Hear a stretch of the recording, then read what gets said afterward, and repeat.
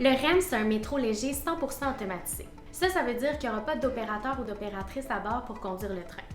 Rassurez-vous, c'est une technologie qui existe depuis plusieurs années et c'est ce qu'il y a de plus fiable et sécuritaire dans l'univers du transport collectif.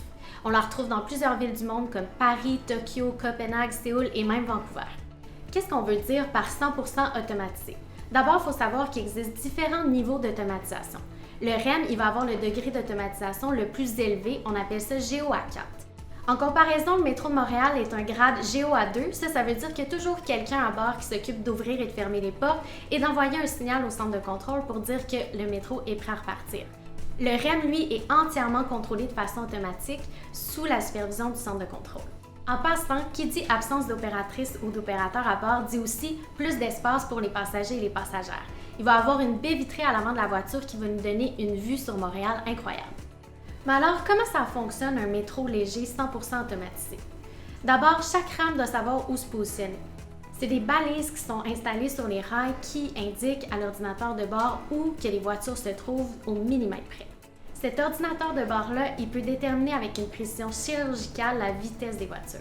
Le centre de contrôle situé au terminus Brossard reçoit toutes ces informations-là en temps réel et c'est lui qui donne le signal de départ aux voitures. Le centre de contrôle, c'est un peu comme le cerveau des opérations. Il y a du personnel en tout temps qui s'occupe d'analyser l'information et s'assure que les voitures maintiennent leur horaire et la fréquence établie. Un des grands avantages d'avoir un système entièrement automatisé, c'est sa grande flexibilité. On peut adapter la fréquence des passages en fonction de l'achalandage. Qui dit plus de fréquence, dit plus de capacité, donc plus de gens desservis. L'automatisation rend aussi le métro plus intelligent et plus sécuritaire.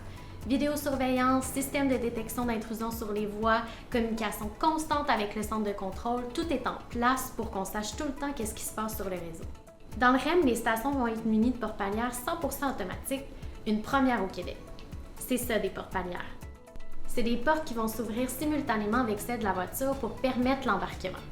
Ça va éviter des interruptions de service causées entre autres par des objets échappés sur les voies.